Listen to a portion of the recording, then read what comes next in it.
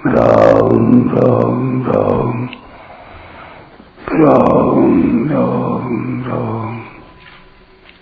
राम राम राम नारायण नारायण।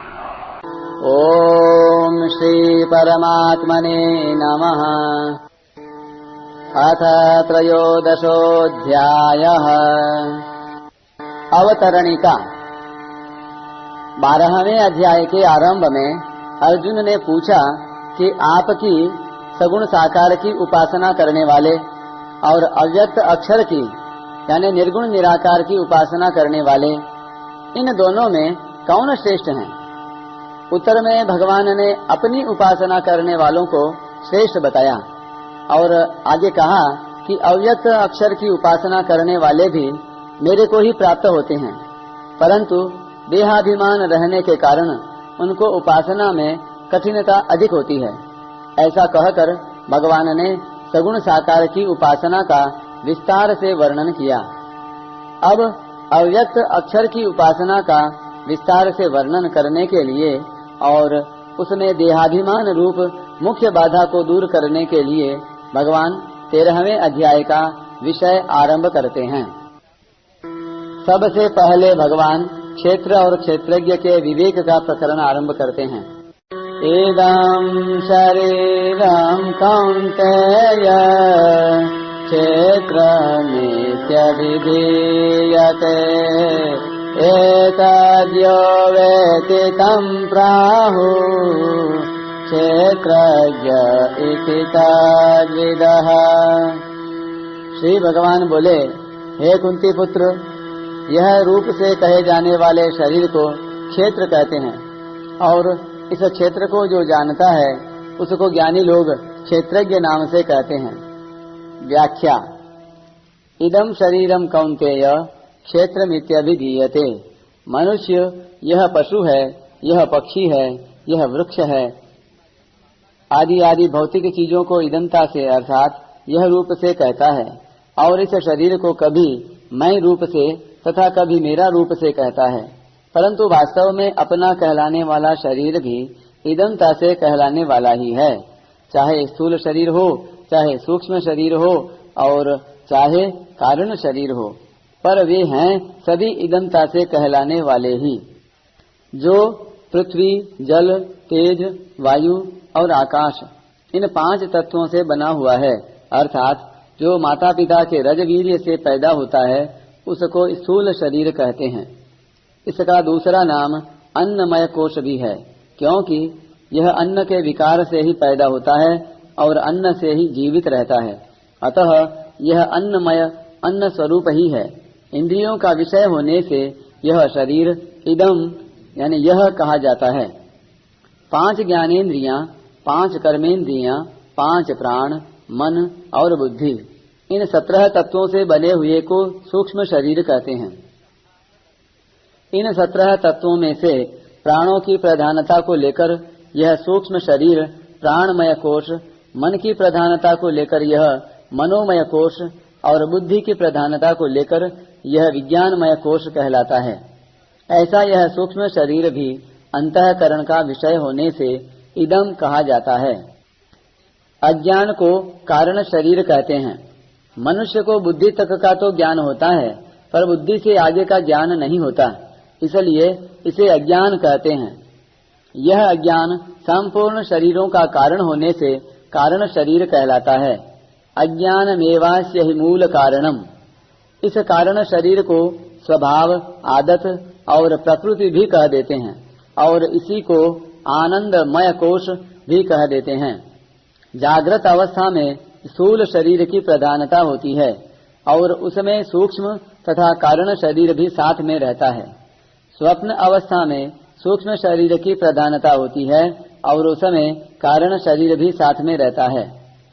सुषुप्ति अवस्था में स्थूल शरीर का ज्ञान नहीं रहता, जो कि अन्नमय कोश है, और सूक्ष्म शरीर का भी ज्ञान नहीं रहता, जो कि प्राणमय, मनोमय एवं विज्ञानमय कोश है। अर्थात बुद्धि अविद्या में यानी अज्ञान में लीन हो जाती है, अतः सुषुप्ति अवस्था कारण शरीर की होती है। जागृत और स्वप्न अवस्था में तो सुख दुख का अनुभव होता है, पर सुषुप्ति अवस्था में दुख का अनुभव नहीं होता और सुख रहता है। इसलिए कारण शरीर को आनंदमय कोश कहते हैं। कारण शरीर भी स्वयं का विषय होने से, स्वयं के द्वारा जानने में आने वाला होने से इदम कहा जाता है। उपर्युक्त तीनों शरीरों को शरीर कहने का तात्पर्य है कि इनका प्रतिक्षण नाश होता रहता है। श्री हिंसायाम धातु से शरीर शब्द बनता है। इनको कोश कहने का तात्पर्य है कि जैसे चमड़े से बनी हुई थैली में तलवार रखने से उसकी म्यान संज्ञा हो जाती है, ऐसे ही जीवात्मा के द्वारा इन तीनों शरीरों को अपना मानने से, अपने को इनमें रहने वाला मानने से इन तीनों शरीरों की कोश संज्ञा हो जाती है। इस शरीर को क्षेत्र कहने का तात्पर्य है कि यह प्रतिक्षण नष्ट होता, प्रतिक्षण बदलता है। क्षीर क्षय धातु से क्षेत्र शब्द बनता है। यह इतना जल्दी बदलता है कि इसको दोबारा कोई देख ही नहीं सकता, अर्थात दृष्टि पड़ते ही जिसको देखा उसको फिर दोबारा नहीं देख सकते, क्योंकि वह तो बदल गया। शरीर को क्षेत्र कहने का दूसरा भाव खेत से है। जैसे खेत में तरह तरह के बीज डालकर खेती की जाती है, ऐसे ही इस मनुष्य शरीर में अहंता ममता करके जीव तरह तरह के कर्म करता है। उन कर्मों के संस्कार अंतःकरण में पड़ते हैं। वे संस्कार जब फल के रूप में प्रकट होते हैं तब दूसरा शरीर मिलता है, अर्थात देवता, पशु पक्षी, कीट पतंग आदि का शरीर मिलता है। जिस प्रकार खेत में जैसा बीज बोया जाता है वैसा ही अनाज पैदा होता है, उसी प्रकार इस शरीर में जैसे कर्म किए जाते हैं उसके अनुसार ही दूसरे शरीर, परिस्थिति आदि मिलते हैं।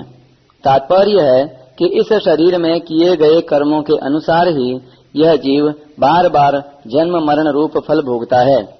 इसी दृष्टि से इसको क्षेत्र, खेत कहा गया है।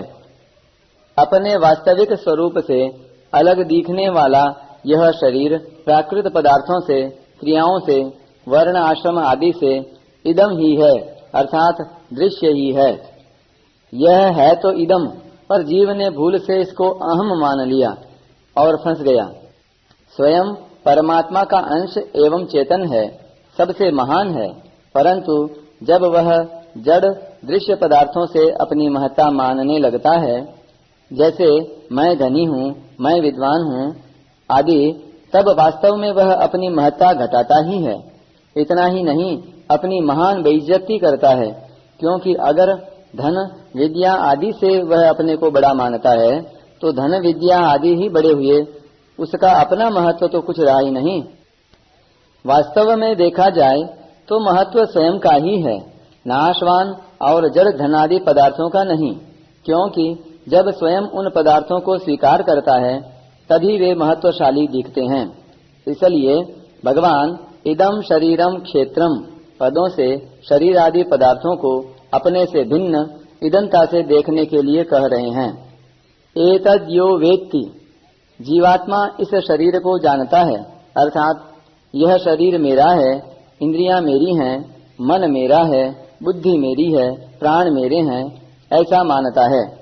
यह जीवात्मा इस शरीर को कभी मैं कह देता है और कभी यह कह देता है, अर्थात मैं शरीर हूँ ऐसा भी मान लेता है और यह शरीर मेरा है ऐसा भी मान लेता है। इस श्लोक के पूर्वार्ध में शरीर को इदम पद से कहा है और उत्तरार्ध में शरीर को एतद पद से कहा है।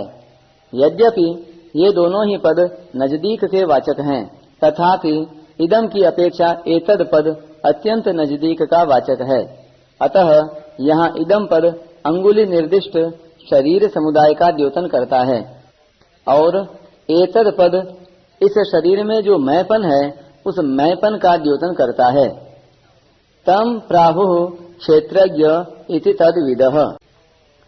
जैसे दूसरे अध्याय के 16वें श्लोक में सत असत के तत्व को जानने वालों को तत्वदर्शी कहा है, ऐसे ही यहाँ क्षेत्र क्षेत्रज्ञ के तत्व को जानने वालों को तद्विदः कहा है। यद्यपि प्राहुः क्रिया का कर्म होने से क्षेत्रज्ञ शब्द में द्वितीया विभक्ति होनी चाहिए थी, तथापि आगे इति पद आने से अर्थात इति पद से उक्त होने से क्षेत्रज्ञ शब्द में प्रथमा विभक्ति हो गई है। क्षेत्र क्या है और क्षेत्रज्ञ क्या है, इसका जिनको बोध हो चुका है ऐसे तत्वज्ञ महापुरुष इस जीवात्मा को क्षेत्रज्ञ नाम से कहते हैं। तात्पर्य है कि क्षेत्र की तरफ दृष्टि रहने से, क्षेत्र के साथ संबंध रहने से ही इस जीवात्मा को वे ज्ञानी महापुरुष क्षेत्रज्ञ कहते हैं। अगर यह जीवात्मा क्षेत्र के साथ संबंध न रखे तो फिर इसकी क्षेत्रज्ञ संज्ञा नहीं रहेगी, यह परमात्मा स्वरूप हो जाएगा।